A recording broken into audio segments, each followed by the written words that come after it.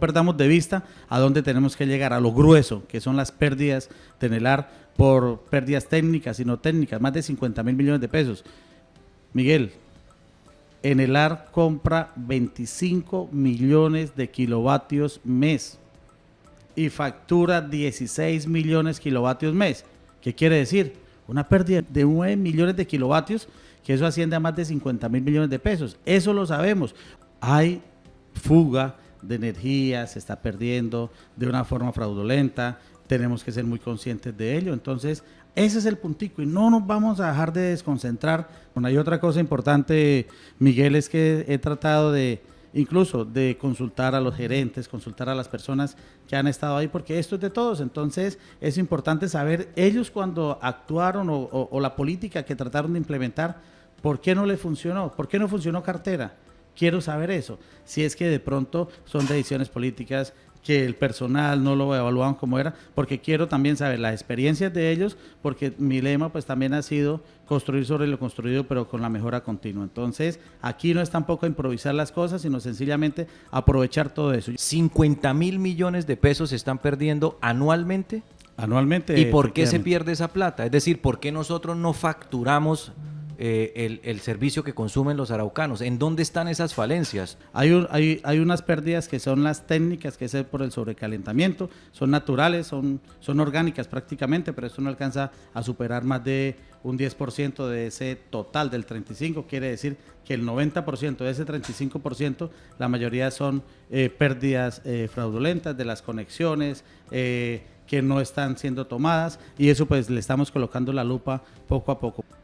¿Esas pérdidas en su mayoría son por personas que se conectan fraudulentamente? Totalmente, como lo decía anteriormente, sí hay unas pérdidas no técnicas, pero eso no supera más del 10%. Quiere decir que más de, mal contados, 45.000, 47.000 millones de pesos es por conexiones no legales que tenemos. Los asentamientos humanos es algo que también donde está la mayor parte de fuga prácticamente que se está haciendo, y vamos a trabajar con ellos y vamos a trabajar con los alcaldes y con los diputados, que fue lo que más le pedí, porque también aquí es poder prestar un servicio. No es justo de que una persona que pague sus 400.000, 500.000 pesos juiciosito, pero también hay otras personas que no están pagando ni siquiera la energía, y eso pues también conlleva que hayan unos costos y también que la prestación del servicio, pues precisamente por esos mismos cálculos, no se dé de la mejor manera. Para resumir este tema, sí es viable esta empresa, pero tenemos que hacerle una reingeniería, como lo ha hecho el señor gobernador, porque esta empresa es de todos los araucanos.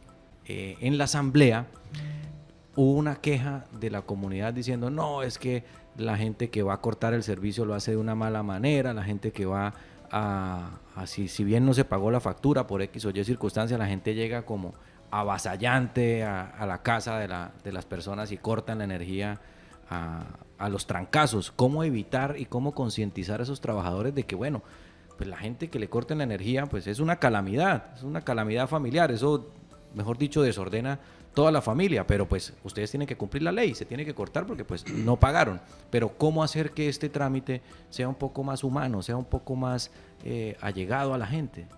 Es diferente que le lleguen a cortar a uno la energía, pero si llegan con amabilidad, pues sencillamente la conciencia del usuario es no pagué y esa es la ley, pues me la tienen que cortar, pero sí también tenemos que ser muy respetuosos con el usuario, y estoy empezando a trabajar ahí. Miguel, ese protocolo cada uno tiene que cumplirlo en cuanto al respeto y servicio al usuario, servicio al cliente, consideraría yo, y eso vamos a trabajar en ello también, que yo sé que con el favor de Dios vamos a conseguir eso. Vamos paso a paso, pero sí le estoy colocando también la lupa a eso. Me preocupó eso de los 50.000 millones de pesos en pérdidas de Enelar. ¿Eso lo termina pagando uno? ¿Lo termina pagando la ciudadanía? ¿O eso es un mito de que las pérdidas entonces le suben a la factura para suplir eso que se está perdiendo? ¿O cómo es? Unas partecitas, no todas, van al costo del kilovatio, pero se va a llegar el momento de que si no somos capaces de controlar esto, de acuerdo a la resolución de la CRE, de acuerdo a estas temáticas como tal, va a estar implementándose dentro del costo. ¿Y qué quiere decir? Pues que si yo soy legal, resulto pagando al ilegal, y eso no debe ser así, no debemos llegar allá. Entonces, sí, en parte está aplicándose a la tarifa, que son las técnicas, que son las pérdidas orgánicas, pero es un porcentaje muy mínimo.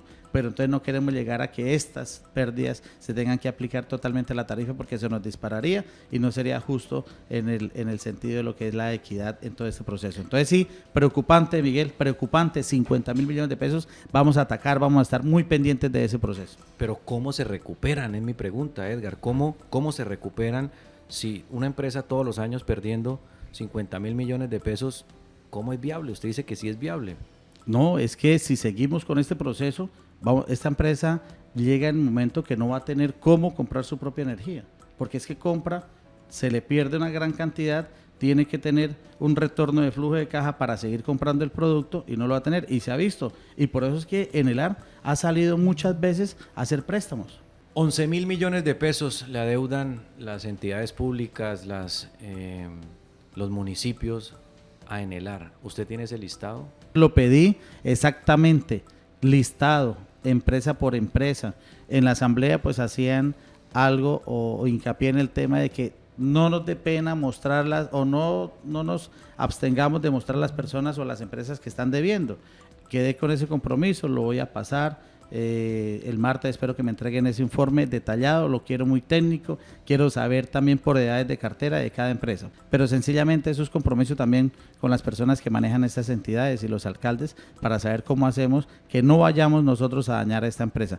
Finalmente, doctor Edgar Reyes, gerente de Enelar, usted hizo una advertencia que dejó preocupado a más de uno, que posiblemente incluso podría incrementarse el costo de la energía en Arauca, porque pues no se compró de una determinada forma. Yo técnicamente no lo entiendo muy bien, pero que no se compró a tiempo, no se compró en bloque, no se compró no sé cómo, y que eso puede ayudar a que desafortunadamente el kilovatio pueda llegar a subir en Arauca. ¿Eso es cierto? Totalmente cierto, Miguel. Existen las dos formas de comprar energía, en bloque y en bolsa. En bloque se compra a futuro, a 10 años, 20 años, 30 años, y se compra por tiempos que, de acuerdo a la demanda que tiene el departamento, no se alcanza a cubrir. Por eso no se alcanzó a comprar la energía el año pasado para cubrir esa otra partecita de la demanda. ¿Qué quiere decir? Esa curvita que hace falta de la demanda a cubrir equivale al 47%.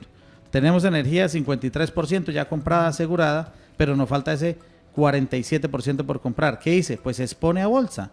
Y en la bolsa es muy incierto el valor y depende de muchos factores, hasta los factores climáticos. Eso es oferta-demanda. Entonces quiere decir que en octubre vi una experiencia que compraron hasta el kilovatio a 1.200 pesos, 1.300 pesos. Hoy en día el kilovatio está a 670 pesos, pero tendiente al alza. O sea que puede ser que cuando salgamos a comprar dentro de 3 días esté a 700, y nos toca, porque es que la obligación de la empresa Energía de Arauca Enelar es prestar el servicio.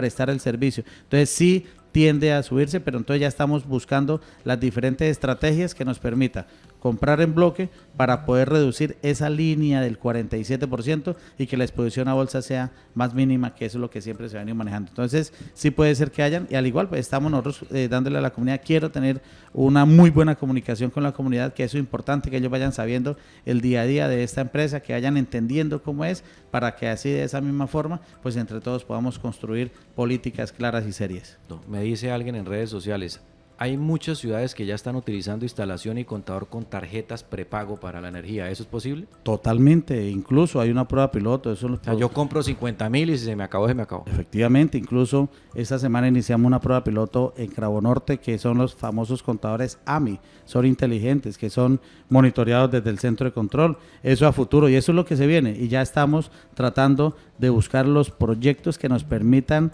migrar a estas plataformas, dígalo así, porque todo es por internet y sencillamente se va a evitar incluso hasta la visita para la toma de la medida. Se toma la medida del centro de control, y también las mismas aplicaciones como Corte Energía se hace a control remoto, y eso ya lo vamos a iniciar, y eso pues es un tema más adelante lo vamos a revisar, y les voy a decir la experiencia que vamos a llevar con eso. Ya hay unos usuarios, Cravo Norte es la prueba piloto, y de seguro estoy también muy emocionado para saber los los resultados del mismo y poderle decir en algún momento, hay esta proyección, si yo voy a reducir pérdidas con esta inversión, no importa que la inversión sea grande, pues busquemos de qué forma hacemos estas inversiones que le permita anhelar en el futuro recuperar la inversión y recuperar esas pérdidas. Muy bien por ese oyente la aclaración que hace y estamos en eso y vamos en eso precisamente.